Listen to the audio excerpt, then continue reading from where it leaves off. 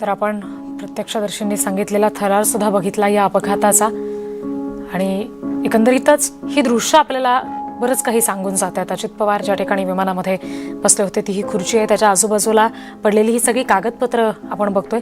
एरवी सुद्धा अजित पवार यांच्या कुठल्याही दौऱ्यादरम्यान असेल किंवा त्यांचा जनता दरबार असेल तर त्या दरम्यान सुद्धा आपण नेहमी बघत होतो की कार्यकर्त्यांचा असलेला गराडा आणि वेगवेगळी कामं पूर्ण व्हावीत यासाठीचं निवेदन दादांपर्यंत पोहोचवावं यासाठी प्रयत्न करणारे कार्यकर्ते, अजितदादांच्या हातात असणारे असंख्य कागद किंवा अगदी एखाद्या कार्यक्रमात सुद्धा अनेकदा अजितदादा काही कागदांवर सह्या करताना दिसायचे, त्यांच्या सुयसहायकांकडून ते कागद स्वीकारताना दिसायचे। या सगळ्यामधून सातत्यानं जनसामान्यांची कामं पूर्ण व्हावीत आणि त्यासाठी आपल्याकडून जे काही काम होणं शक्य असेल ते आपण केलंच पाहिजे असा अट्टहास दादांचा कायम दिसायचा।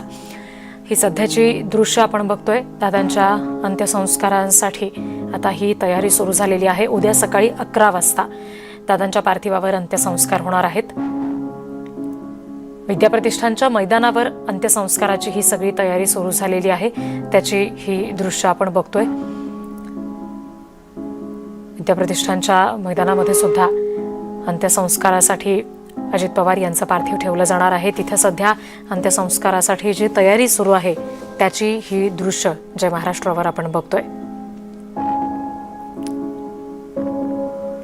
उद्या सकाळी 11 वाजता अजित पवार यांच्या पार्थिवावर अंत्यसंस्कार केले जाणार आहेत। बारामतीमध्ये विमान अपघातामध्ये त्यांचा दुर्दैवी अंत झाला, त्यांचं निधन झालं आणि आता त्यांच्या अंत्यसंस्कारासाठीची तयारी सुरू करण्यात आलेली आहे। गुरुवारी सकाळी म्हणजे उद्या सकाळी 11 वाजता त्यांच्या पार्थिवावर अंत्यसंस्कार होणार आहेत। विद्याप्रतिष्ठानच्या मैदानावर अंत्यसंस्काराची तयारी सुरू झालेली आहे। मोठ्या प्रमाणावर अजितदादांचे समर्थक, राष्ट्रवादीचे कार्यकर्ते जमलेले आहेत। आपल्या नेत्याला अखेरचा निरोप देण्यासाठी हे सगळे कार्यकर्ते इथे जमलेले आहेत। अनेकांना अश्रू अनावर झालेले आहेत, कारण अजित पवार यांचं असं अकाली जाणं हे निश्चित या सगळ्या समर्थकांसह, राष्ट्रवादीच्या कार्यकर्त्यांसह सगळ्याच महाराष्ट्रातल्या जनतेला धक्का देणारं ठरलेलं आहे।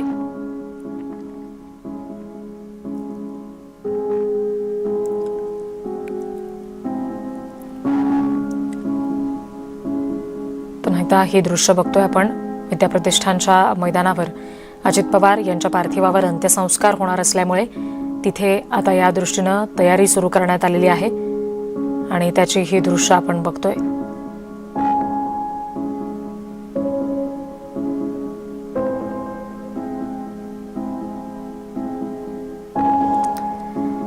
संपूर्ण पवार कुटुंबासाठी निश्चितच हा मोठा आघात आहे आणि त्याचबरोबर महाराष्ट्राच्या राजकारणात सुद्धा मोठी पोकळी निर्माण झालेली आहे। अत्यंत शिस्तप्रिय आणि जनसामान्यांची कामं व्हावी यासाठी झटणारा नेता आपण गमावलेला आहे अशी भावना सगळ्यांच्याच मनात निश्चित आहे।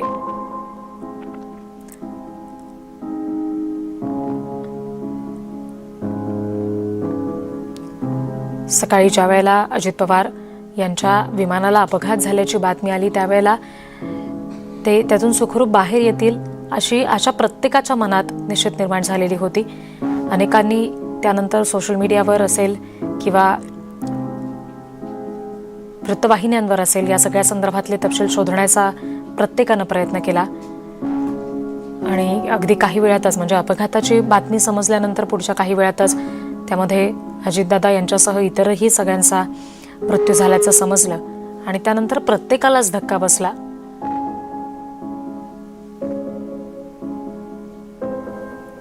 राज्याचे उपमुख्यमंत्री अजित पवार यांचं विमान अपघातामध्ये अशा पद्धतीने अकाली जाणं हे निश्चित सगळ्यांना धक्का देणारं ठरलेलं आहे। अपघात झाल्यानंतर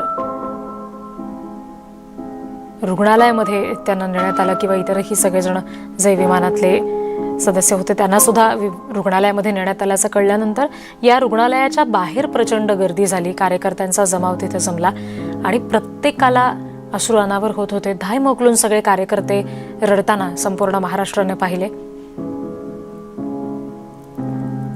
आणि आता